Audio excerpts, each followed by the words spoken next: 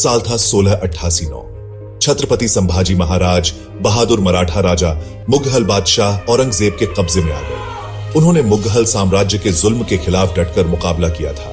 उनका पकड़ा जाना मराठा शक्ति के लिए एक बहुत बड़ा धक्का था। औरंगजेब अपने घमंड में अंधा ये मानता था कि संभाजी महाराज की मौत से मराठा हमेशा के लिए खत्म हो जाएंगे। उसने मराठा राजा पर बहुत जुल्म ढाए, लेकिन संभाजी महाराज अड़े रहे। उन्होंने औरंगजेब के आगे झुकने से इनकार कर दिया। 11 मार्च 1688-9 को संभाजी महाराज को बेरहमी से मार डाला गया। उनकी मौत से पूरे दक्खन में हलचल मच गई। मराठा लोग गुस्से से भर गए। उन्होंने अपने राजा का बदला लेने की कसम खाई। औरंगजेब हालांकि अपनी जीत का जश्न मना रहा था। वो ये मानता था कि मराठा अब बिना नेता के हार गए हैं। वो कितना गलत था। मराठा ऐसे लोग नहीं थे जो आसानी से हार मान लेते। उनके अंदर आजादी की लड़ाई की आग जल रही थी। मुगल बादशाह औरंगजेब ने अपनी पूरी ताकत मराठाओं पर लगा दी थी।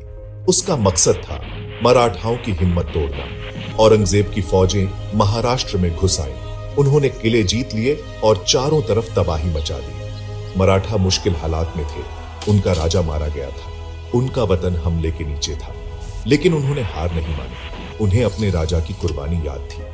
वो अपनी आजादी के लिए लड़ने को तैयार थे। मराठा जानते थे कि वो मुगलों को सीधी लड़ाई में नहीं हरा सकते। उनकी फौज कम थी और उनके पास हथियार भी कम थे। इसलिए उन्होंने अपनी सबसे बड़ी ताकत का इस्तेमाल किया, जमीन का ज्ञान। मराठा छापामार युद्ध के उस्ताद थे। वो तेजी से हमला करते और पहाड़ियों में गायब हो जाते। इस तरीके ने मुगलों को परेशान कर दिया। मराठा भले ही बिखरे हुए थे, लेकिन हारे हुए नहीं थे। वो अपनी लड़ाई जारी रखने के लिए दृढ़ थे। उनकी बगावत की भावना नहीं टूटने वाली थी। इस दुखद घटना के बाद एक नया नेता उभरा। संभाजी महाराज के छोटे भाई राजा राम महाराज गद्दी पर बैठे।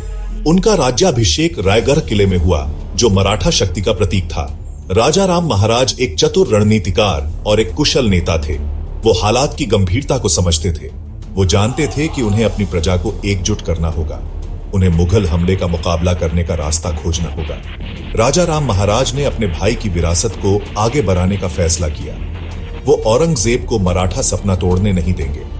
वो जानते थे कि आमने सामने की लड़ाई बेकार होगी। मराठाओं को अपने तरीके बदलने थे। उन्हें मुगल सेना से लड़ने के लिए एक नई रणनीति की जरूरत थी। राजा राम महाराज ने छापामार युद्ध पर ध्यान देने का फैसला किया। वो दुश्मन को धीरे धीरे कमजोर करते जाएंगे।